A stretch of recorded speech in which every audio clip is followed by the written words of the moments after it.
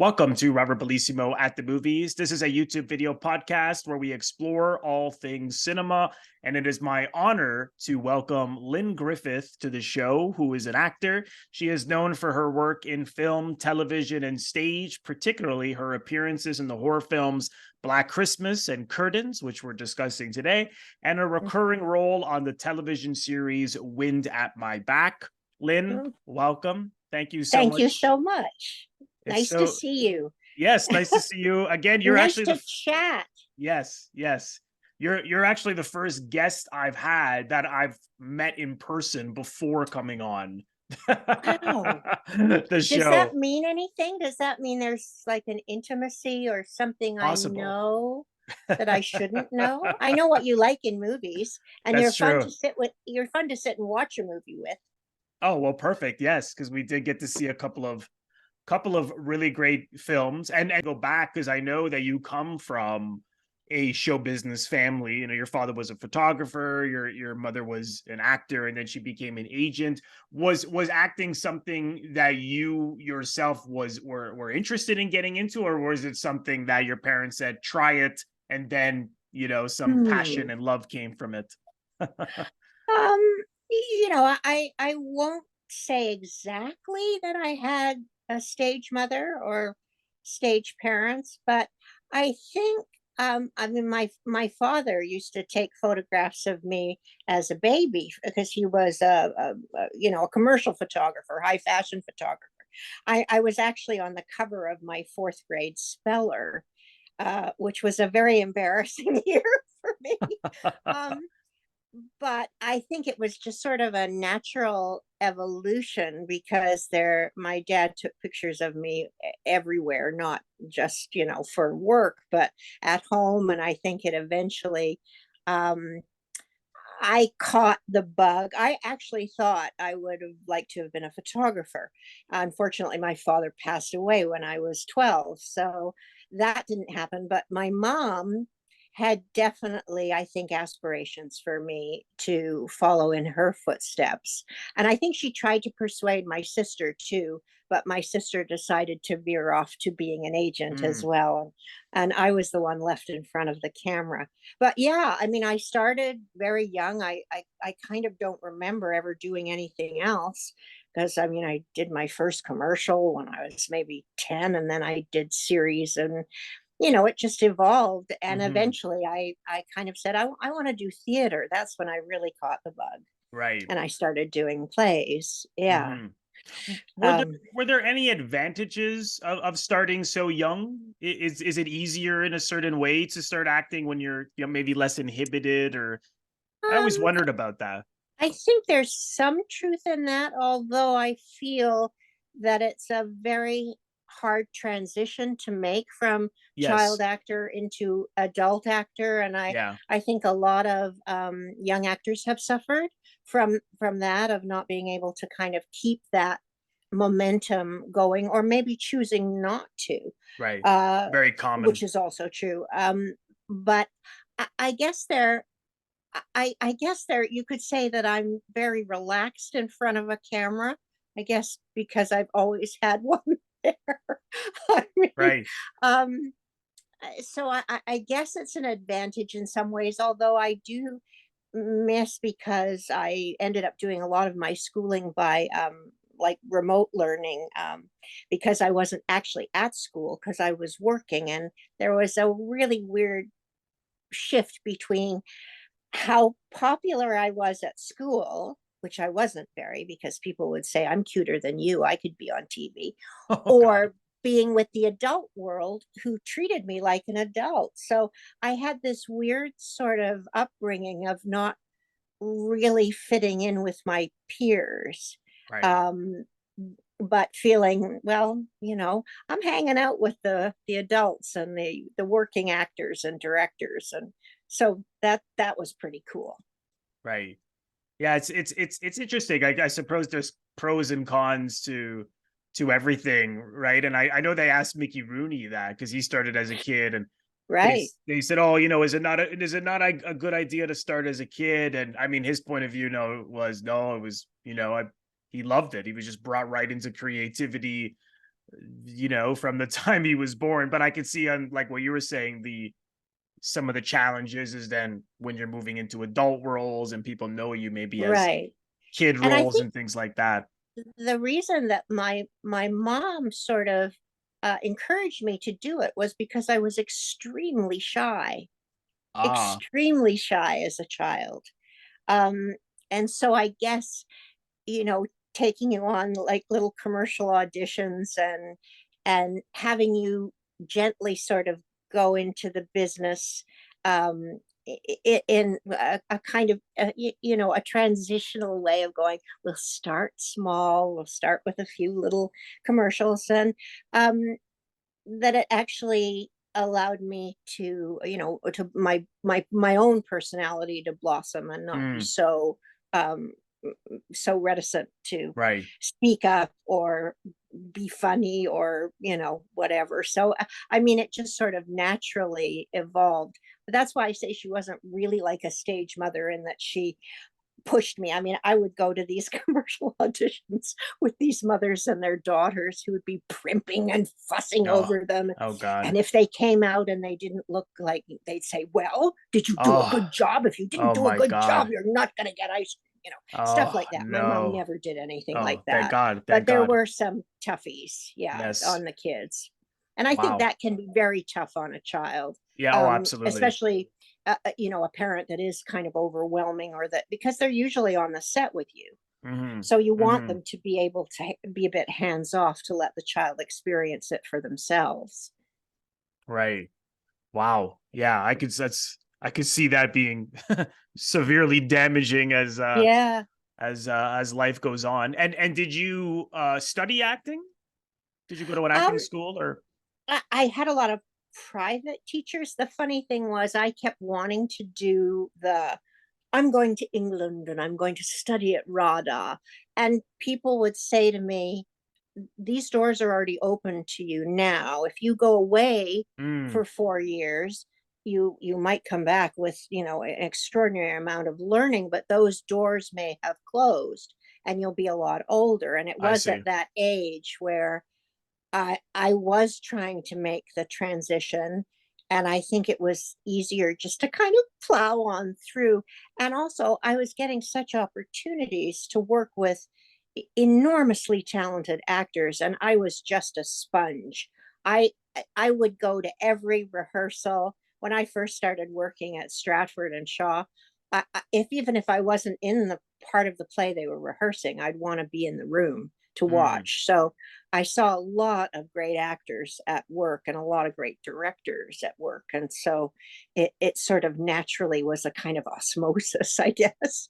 But I I did see. take some, I took mime, and I learned how to do fencing and all that kind of Right. stuff. And I was very, very conscious of working on my vocally, because I was a little kind of little whispering person, and I had to Right. be able to project, So I yeah, see. I I mean, there were, see. yeah, So it's a lot sounds like a lot more on the job training, which you were that's fortunate to. exactly what I Right. always called it. Yeah, it Right. was. And I know you did a lot of Shakespeare. What was it like to then start to approach that type of dialogue in text? Was it intimidating, or did you just take to it? Mm. Again, to talk about learning on the job, I just kind of talked my way into it. Um, I think, trying to remember, one of the earliest, like, big Shakespearean roles was with John Neville, and I did a production of Twelfth Night, and I just sort of talked my way into it. I'd been there doing a production of Equus, and then they were doing Twelfth Night, and I said, I can play viola. I can fence, I can, and I just sort of, and funnily enough, I guess for me, Shakespeare, it was kind of intuitive. I don't know why. I still don't know why. It is intuitive to Hmm. me that there's pieces of text that never leave my brain. They're Ah, always there, right. and so I guess I had um, some kind of facility, at least to fake it really well. Right. And getting into Stratford, then was it like the traditional route where they ask you to do a couple of monologues, or what was that process like? My mom was my agent at the time, Right. and I think she found out that they were recasting Cordelia in a production of King Lear with Peter Ustinov, and I think she just called them and said, "Lynn's available," because I didn't audition. Now, I did have a bit of cred because I'd done a production of Leaving Home, which was a big sort of Canadian experience and certainly on the radar. But yeah, she talked me into getting, or talked my way into getting that role. Oh, And fantastic. with Robin Phillips and this extraordinary cast of Martha Henry, Douglas Rain, oh, William Hutt. I mean, so how do you not just sort of uh, step back and say, this is an enormous learning experience. I mean, it was fantastic. And Mhm. then funnily enough, from that was when I was kind of plucked out of there to do Black Christmas. So going from being like a Shakespearean actress to then all of a sudden getting cast in a horror movie uh, was oh, what a crazy trajectory. Yes, it's quite the roller coaster ride. Yeah. Yes, I like to think, or I like to say that you're like the original Canadian scream queen, perhaps. Well, I'm evidently like one of the very first victims Right. in screen history. Yes. It's just so funny um, to think. I don't know whether I was actually the very first to die in that genre. I'm not Mm. sure. I won't claim that unless someone wants to give me that that's that medal or that stamp of approval. But yeah, I guess because Black Christmas was very instrumental in kind of starting the genre rolling. Right. In terms of then being, inspiration for John Carpenter and on and on and on. Yes. Yes. Well, yeah, because the slasher, I mean, I mean, people consider Psycho slasher film, but I guess at that point they couldn't be as graphic with the violence. But what's so great about Black Christmas, and I know you've said this before as well, Mm, you see I mean, you see very little blood.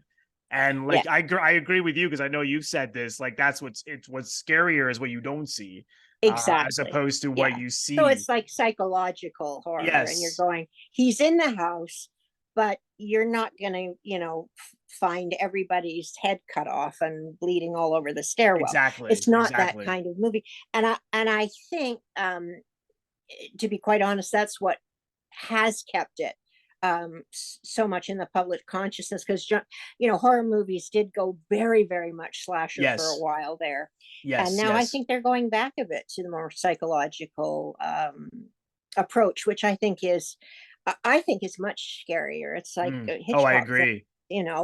and I think I always think the thing that scares me most is sort of the home invader, the somebody that comes into your world and Yes. hides behind the Mm. door. Yes, yes. No, Or absolutely. yeah. Absolutely. And so I know that you got this part in the, from the traditional route going into audition. Do you remember what they asked you to do at the audition? Was it one of the scenes in the film? Um, that would be Or did they put funny, a wouldn't bag over it? your head right away? Um, I suppose I had to do a little bit of a reading of just, Claire being, rather sweet and virginal. Although it might have been just sort of an interview, because mostly what I remember was um, them mentioning the fact that there would be this effect of having the bag over my head. And I said, well, I'm a really good swimmer. I can hold my breath for a long time. So Yes. that might be what sealed me getting the job. That was the one thing they needed to hear. Well, I watched it the other night, and one of the takes where you're in the cellar, I counted, I would think it was just over 20 seconds. That's pretty good. That's pretty long. Yeah, And my you eyes know, were open too, right? oh, it's incredible. I So mean, no blinking. your mouth is open, your eyes are open, you look dead. I mean, you are a great corpse. Yeah, So I convincing. got cast a lot after that. I got to Oh, I corpse a bet. lot after that. Yeah. I bet. And so those scenes, because throughout the film we cut back to Yeah. the guy who broke in, and it's his POV, and he's rocking you Right. back and forth, and Right. that kind of stuff. Sometimes it's night. There's one shot where it's like the morning.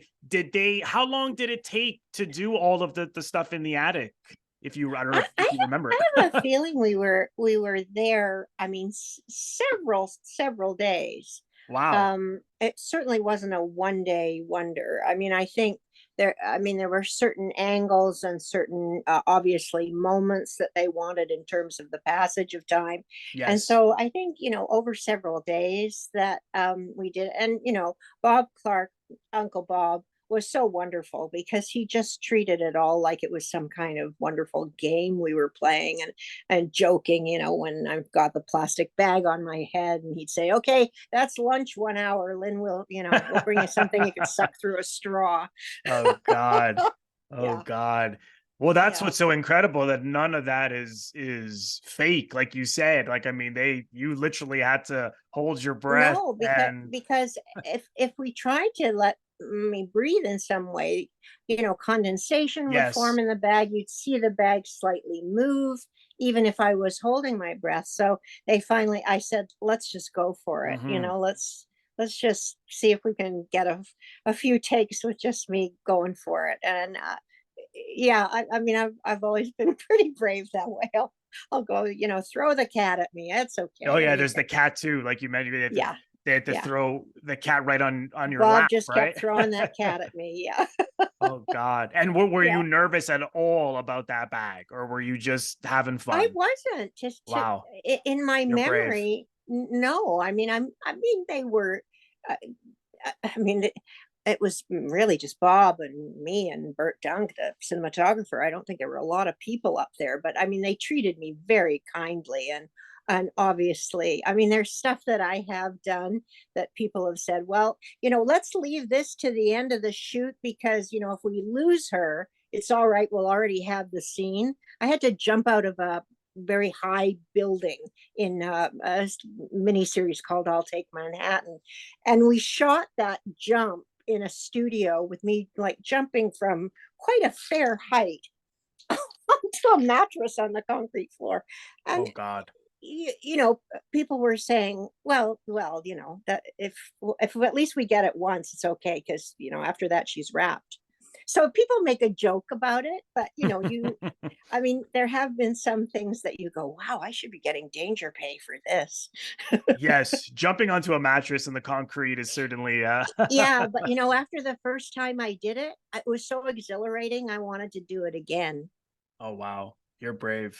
You're braver than Yes. I am. I'd be like, get the stunt double in there. I'm And not they doing it. wanted you to do like that dead fall too, not like a jump, but that Right, one just where you straight literally flat. just go Yeah. bunk like that. Yeah. Oh Ooh, God. yeah. Wow. Wow. You certainly are the original Scream Queen, like Canadian Scream Queen. Like I said. Did I mean, I know we mostly see you alone in that attic, but there are those scenes earlier with Olivia Hussey and Art Hindle and Margot Kidder. What was the rapport like with Andrea Martin? What did you get to know anyone well, or what was the Oh general rapport yeah. like?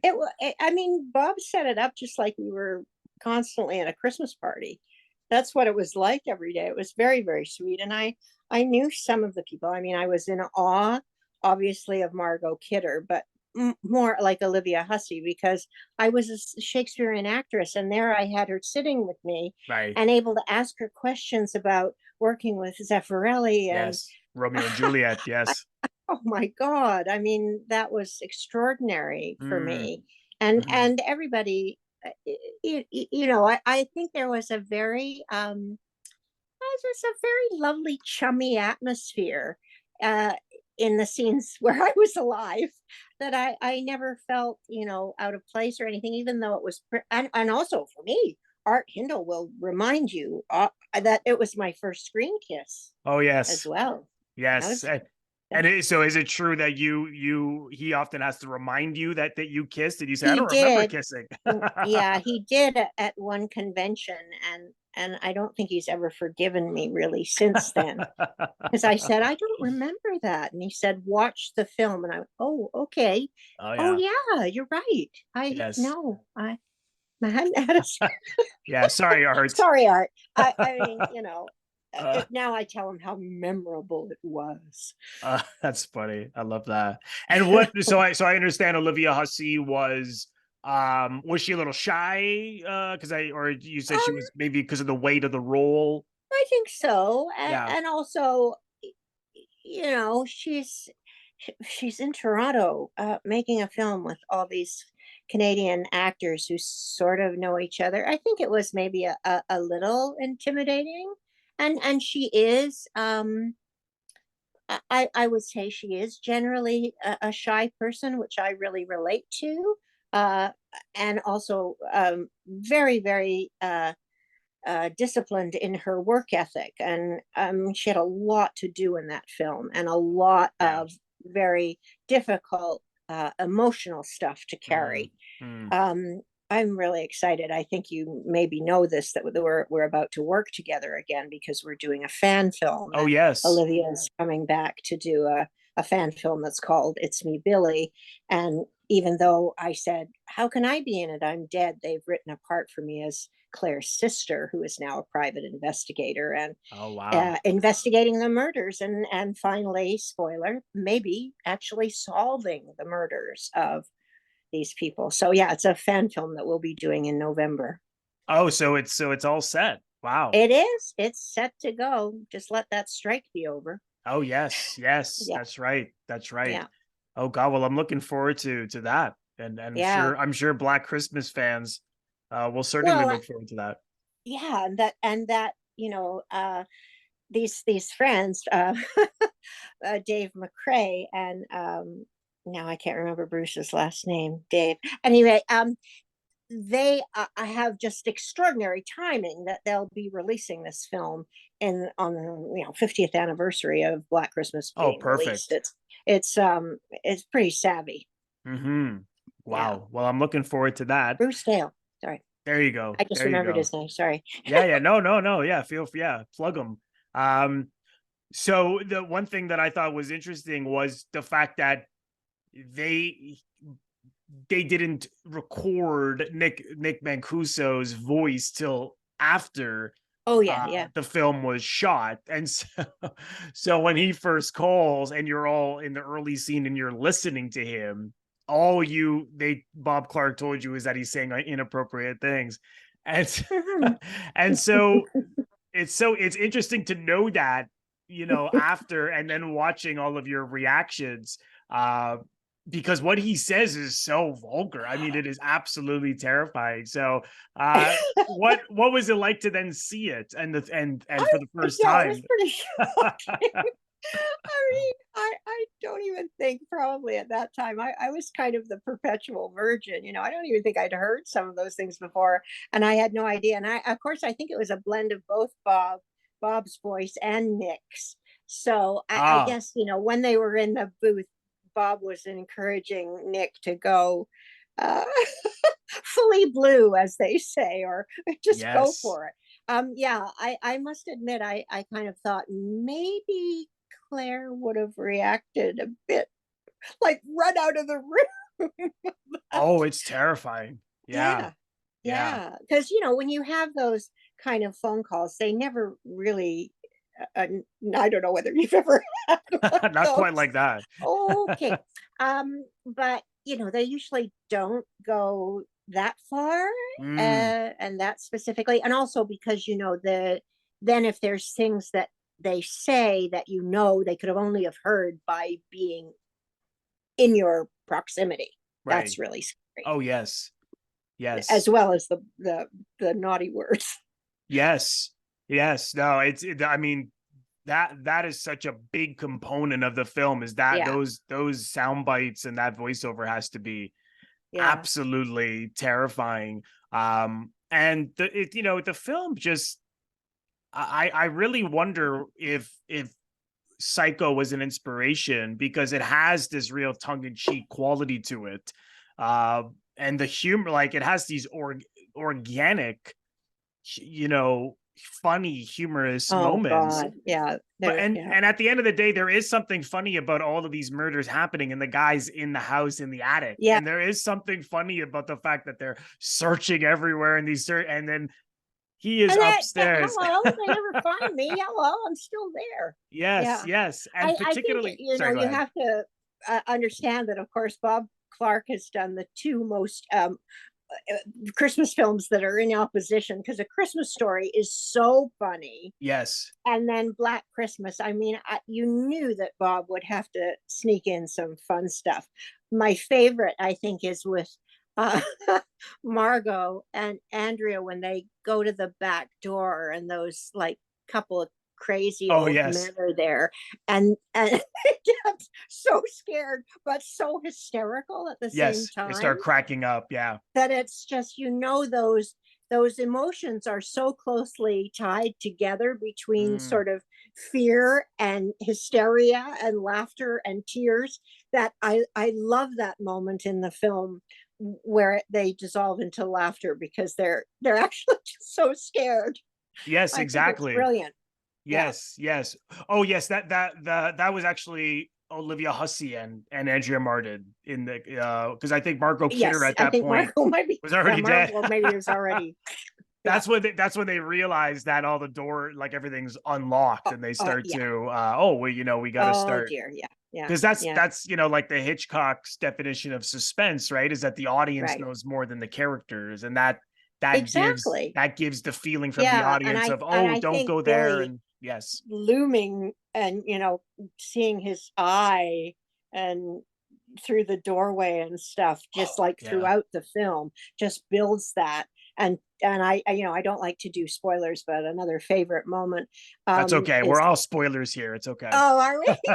But people say what to me is the scariest moment. I think I have a moment where I always jump out of my seat, where you always go, Olivia, don't go back in the house. And she goes back Yes. into the house and she crosses by the bottom of the stairway. And you know what happens then? There's this Oh, grab. yes, yes, And it's like, it just makes you jump out of your seat. You're not yes. expecting it. Yeah. Yes. Well, what always really hits my heart is when she's calling up to them, and saying, Yes. answer me," when the Yes. cop, again, it plays with both humor and fear so Right. intertwined, because the cop calls and says, Doug McGrath, Uh, who's like this stupid, like, again, perfect, like y- the idiot cop. yeah. And the other guy was like, do not blow this. Do not, the guy is calling from the house. Don't tell her, don't scare her, just tell her to walk out. And sure enough, what Yeah. does he say? The guy's upstairs, right? Yeah, I And know. when I watched it the other night, I literally cracked up laughing. But then again, it is terrifying, because as she calls out to her friends and no one's answering, and then again, suspense, because the guy's up there Yeah. and she's going up, and we know that she's going to find corpses, right? But she Yep. doesn't. uh Yeah. Absolutely, absolutely terrifying, but at the same time, And I she think, go plays ahead. those moments so Oh, brilliantly, yes, I must yes. say. I think the reality and the authenticity she brings to those moments are fantastic. Yes. Oh, absolutely. Mm. Absolutely. Um, and of course, you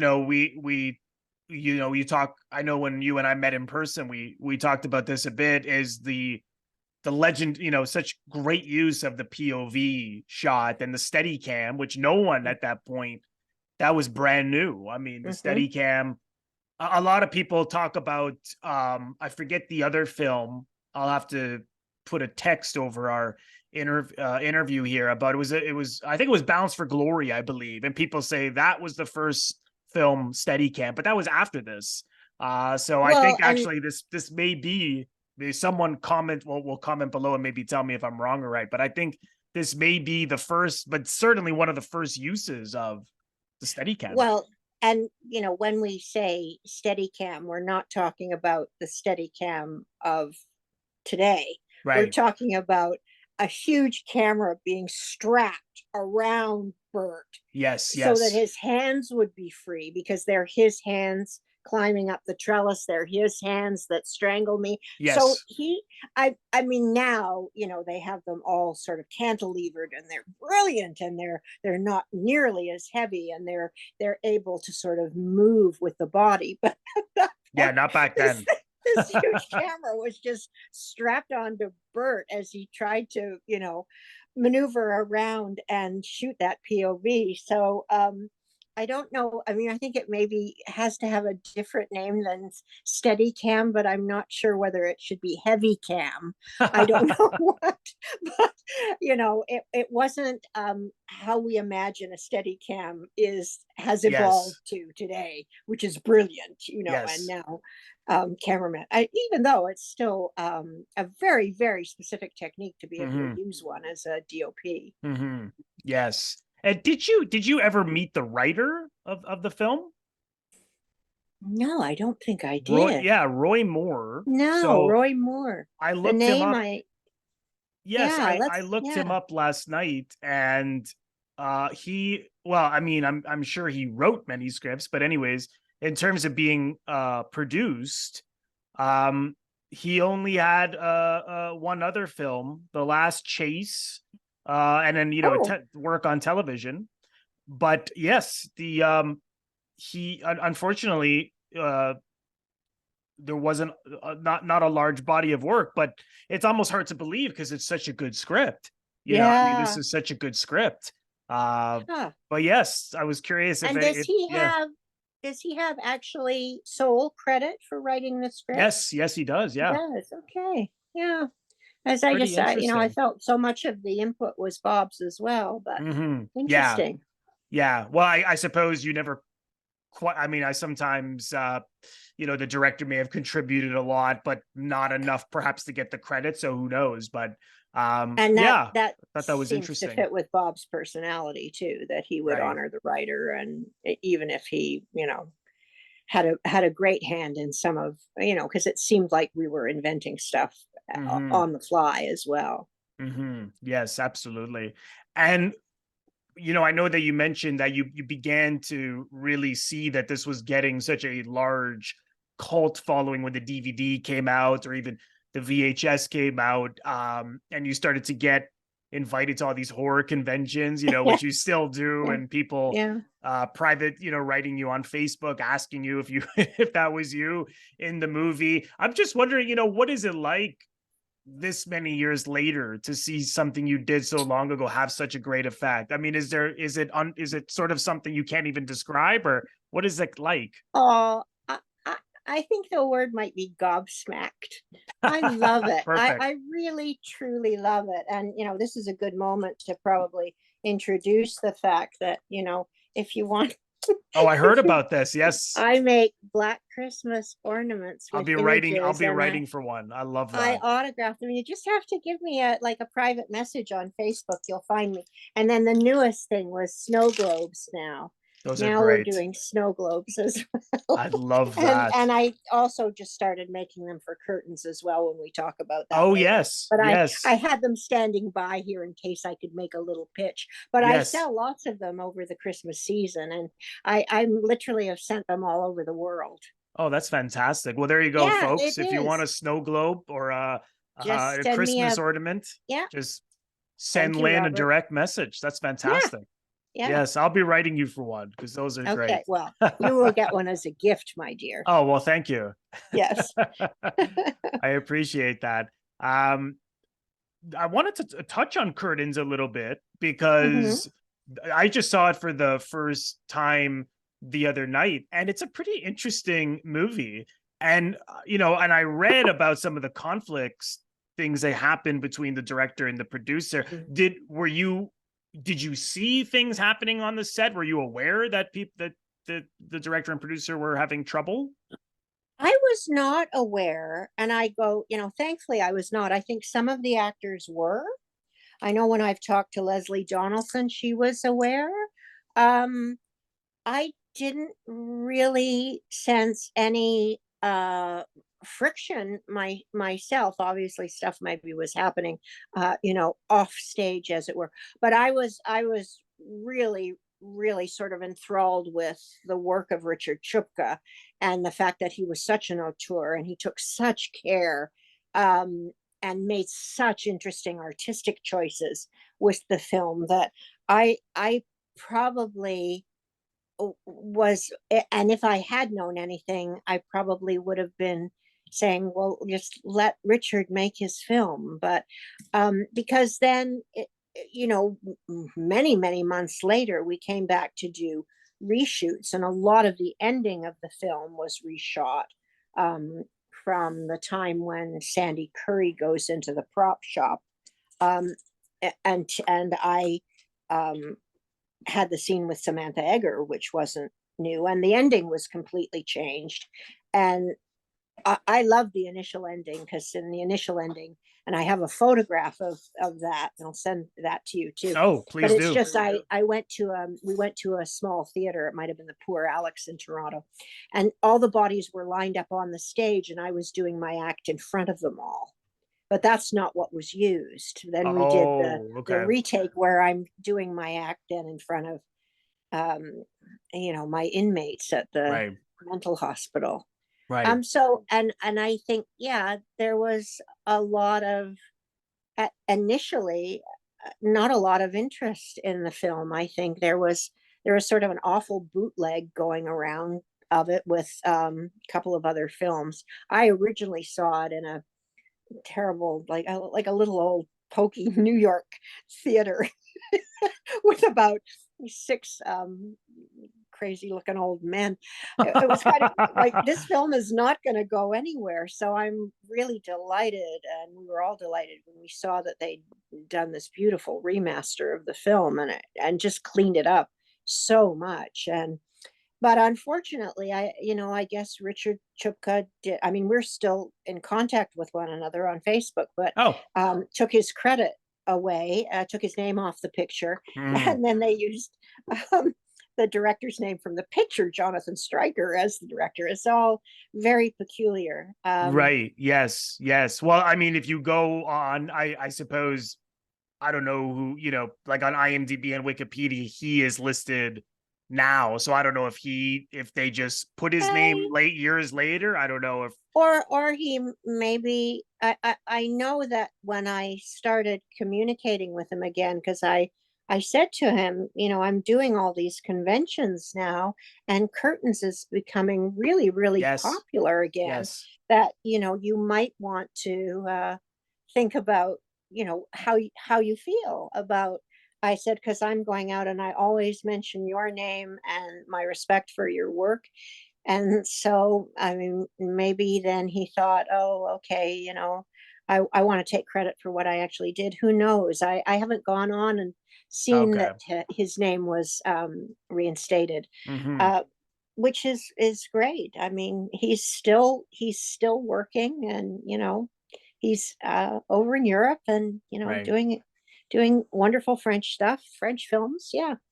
Well, the film, it's interesting because it does almost feel like two separate movies. Like Oh yeah. you could feel it that the, Peter Oh, Simpson, the definitely. producer, um, excuse me, that's something just doesn't quite feel right, because it seemed to be getting at some very interesting things about power and manipulation, and even Hmm. about things about show business within the Right. and then suddenly when it goes into the more slasher style scenes, like when the woman runs into I think that is it a theater, like a big dressing room, Yeah, like uh a, what you call a prop shop, a prop shop. costume prop shop. Yeah, I just thought, why is she going in there? Because I'm like, get the hell out of that house. But you could see that they exactly. were like, we got to get some violence and standard. He was going. The Yeah, some producer wanted standard a more. slasher stuff, and Yes, yes. And yeah. it I it's a think it shame. was. I'll say this, let's use Sandy because she's got the best body. Right, right, Yeah, of course. And yeah. it's a shame because I was like, oh, this is really interesting. And then it just takes some unfortunate turns. But I will say the one thing, again, spoiler alert for anyone who hasn't seen it, I will say I never suspected that you were the killer. I Oh, never, that's sweet. which, you know, because which is so great in a really good horror film is that when you don't see things coming, like even, you know, Yes, Black Christmas, they're making you think it's Olivia Hussey's boyfriend the whole time, and then of right. course that's not the case. And you know, horror movies have done that time and time again, like Scream and so many movies. But of course, this was really like Psycho was the same, you know, that same sort of leading you one way, but it's another way. But when we see you in that last scene, at that point, we all think it's Samantha.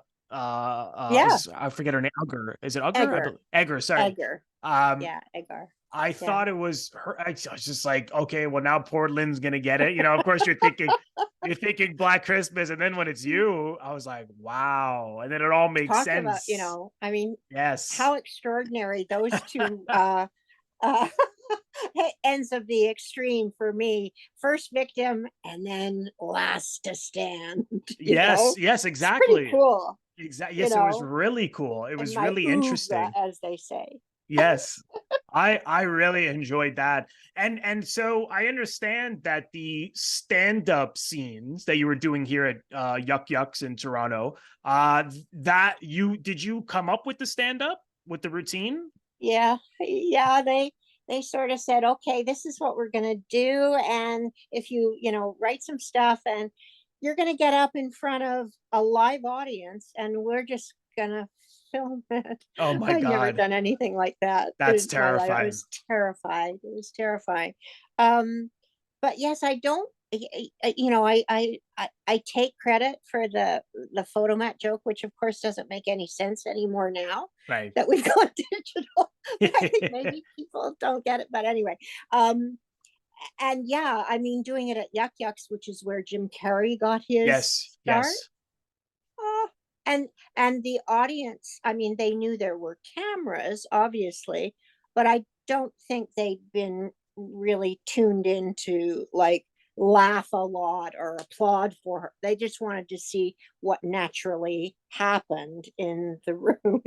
Oh wow. Wow. Well, it worked because they Yeah, were because they were laughing. they were just like audience members that were brought in to see this brand new stand-up comic trying to work Oh out her God. routine. Oh God. Yeah, and I had other funny stuff in the film, and I'd never really done comedy at all. I was like, Miss Serious Dramatic Actress, so it was a real Mm. departure for me and Well, I thought fun. I mean, fun. yes. Well, I thought you were such a natural at it. I thought, wow. I mean, I just thought you were so comfortable telling these jokes.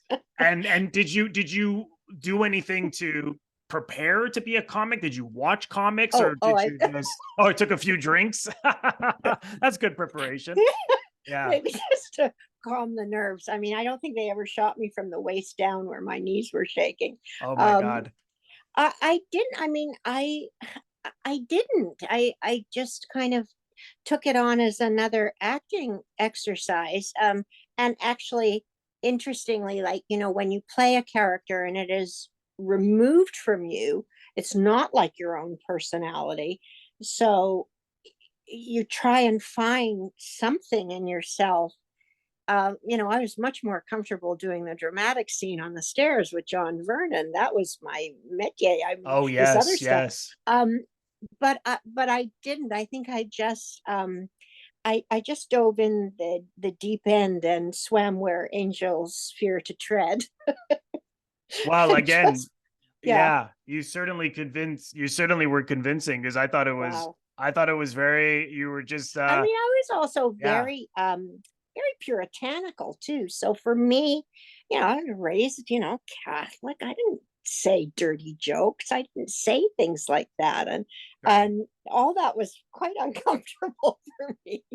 Wow. And then again, when we go back to the dirty phone call and Black Christmas, you're going, all this, poor me. I this was all brand new, taking the blinkers off my eyes, where I thought, I knew everything I needed to know. I mean, I don't know how old I was, my late teens, early 20s. So yeah, Wow, I was you're still put through the pretty ringer. green. Yeah. It's interesting too that I will say that a lot of people see both of those films, and young women have said to me, particularly with Black Christmas, that they are sort of empowering for them, Mm, because the women, particularly Jess in Black Christmas, I mean, takes on uh this heroic role, and also, in terms of, in whenever it was, 19, huh? That talking about yes. abortion, and Yes, yes. was all, so they see those characters Yes. as heroic in some way, Mm-hmm. because Mm-hmm. they take, obviously, Patty never does get the role of Audra, but they do take on this heroic thing, that I'm going for what I need and what I want. Right. I found that very interesting in conversations with young women, that they saw the films that way. Yeah, no, you're absolutely right. Because the Olivia Hussey's character, she's making her own decisions. She's Yeah, and she's going after the killers and the killer. And you're right that, at that time, to talk about abortion so openly on screen was shocking, right? And yeah, and really, particularly yeah, particularly that she was gonna have the abortion, and she yeah. was, gonna make that decision. I know people have said, because my son loves the Scream films. He loves Scream.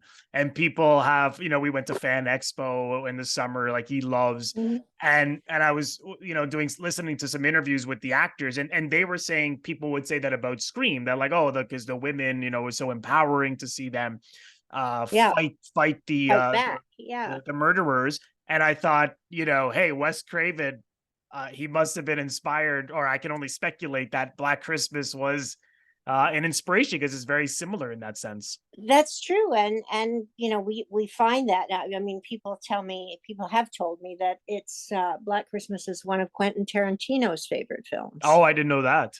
I did Yeah, not know and that. Steve Martin for some reason, but Oh. hey, I um, yeah, it is interesting that, I think it was um one of those that opened the door to many of that genre, and many of those films down Oh, the road yes. Yes. pay homage Yes. to Black Christmas and Bob Clarke for uh sort of opening that door really wide to explore the possibilities. And also, so much of it was happening in Canada too, that they were really great horror films coming out of Canada. Yes. Yes, absolutely. And as I mentioned to you before we started recording, I had been meaning to go to the house where they filmed Oh Black yes. Christmas in Toronto for a long time. And I went yesterday, and I shot a little video of myself there. So I'll cut to it now if people want to have a look. So I have found the house at 6 Clarendon Crescent, and this is a private road, and I'm already beginning some looks from people. But here it is. It's um, pretty gated off. I mean, the side, as you can see, it all looks pretty much the same. People are on to me, I can tell. Some truck goes by. But as you can see, it's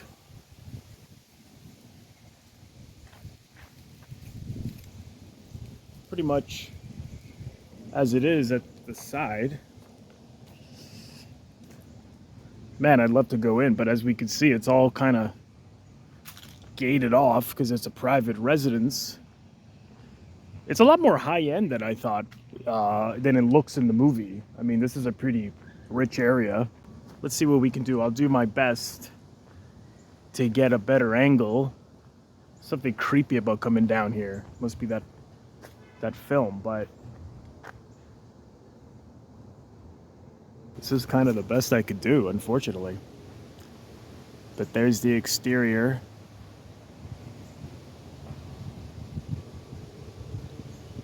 It's too bad. I was hoping to just walk at least as close to the front door as I could. Uh, but voila. So if you're in Toronto, you can come check it out. You see, he didn't get very far. Yes, yes. So exactly. I was surprised because my plan was to go as close to the door as possible, right? And Yeah. quickly. I know people live there, but I thought, well, to hell with it. I'm just gonna do it. And those I could not. It is so gated everywhere, as we Wow. saw in my video there. I Yeah. could not get anywhere near it, but for some reason you can go right to the side. It's not gated at the side or the back. You can knock on the side of the door. So that was a little disappointing because I wanted to go right up there, but I got to at least see it. So there it is. I wonder if they let, if there was another, in the future, a release of another version of Black Christmas, if they'd let Art and I go back into the house as we did when the first DVD was released. We went Oh, back into I the didn't know house that. as a special feature. And we kind of went all around and talking about doing it. I'm not sure which. I think it was one of the first DVD releases. There is a special feature of us, and we go up into the attic, which is now all beautiful. It looks like a nursery now, but Right. we go all through the house and talk about it. And they, whoever was there at that point, obviously they were willing to let us wander through the house and talk about. But that's something that's neat for fans to see if they want to try and dig out that Mm, first one of the first DVD releases. Actually has it as a special feature that we're back in that house. wow. And was it Yeah. gated then, or was that No, okay? no, Okay. no, So they no, it must have just wasn't. get, like you said before Yeah, we no, I started, think people this is must all be knocked. recent because we were shooting, the front steps, and we were shooting, where the trellis went up. I mean, it was very much still as pictured in the movie. It Yes. hadn't really changed that much. And that wonderful, kind of craftsman wooden staircase, we were Mm, going up and showing all the little, entrances into the attic and that kind of thing. It was a yes. fun day to go back there and visit it. Oh, I'll have to track that down. That sounds like a great featurette. But yeah, it was great to see. So, but I can understand maybe people were bugging them. Is this, knocking on the I'm door? Who sure. knows? Yeah. I think, as we were saying, probably the prize photo would be to have your selfie taken in front of the front Yeah. door. Yes. Um, Not so much in the attic anymore because it doesn't look anything like it was dressed Right. during the set to look so scary. Right. But so much of the structure of the house inside when we saw it was still exactly the same. Right. Yes. Yes. Yes. So that's interesting. Yeah, I'd love to go inside to see what it looks like now. But then there was cameras. I mean, it's a private road too, so there was cameras everywhere. I'm getting some odd looks, and I with my There tripod. were cameras? You mean there Oh were yeah, other security people? cameras. Oh, I Uh, see what you mean. but a lot of Oh, people. It's a very affluent yes, area, it's a wealthy neighborhood. yeah, there was And cameras everywhere. I mean, people oh, everywhere I went on the wow. street, there was little people had, there's those home No. surveillance, um, little logos Yeah, and so posters up, and you're I you're thought, oh on all God, those cameras now. they're thinking, who is this guy? Oh well, oh well. I got something. I did get to see it. I did get to see it at least. There's the Um, vibe, right? The yes. vibe is still there. Oh yes, it was creepy. That's for sure. It was Good, certainly creepy. good. I know you have a couple of exciting projects coming out because you're in Priscilla, the new Sofia Coppola film, which I'm Yes, looking, which is about Priscilla Presley, Elvis Presley's wife, and the new Adam Egoyan film as well. yes. Remind me of the name of the It's called Seven Veils. Seven Veils. Seven Yeah, Veils. Did you yeah. see either of them yet? I have seen Seven Veils. Okay. We had a screening here in Toronto. I was really, really impressed with it. Oh, I'm looking Um, forward to it. and Amanda Seyfried is really wonderful as the lead, and I play her mother.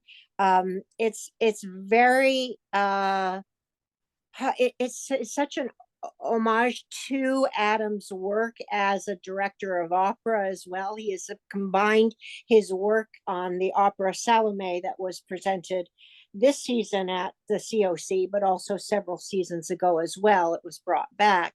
So it's his sort of building around his experience of being the director of Salome for the opera. And they shot much of the film of the actual opera itself and of the rehearsals with the opera stars. Oh, And wow. then he built this sort of story around it of a fairly dysfunctional family that are built around this. But it's a great sort of film of, when you go backstage and you see the workings of how productions of this enormity are put together.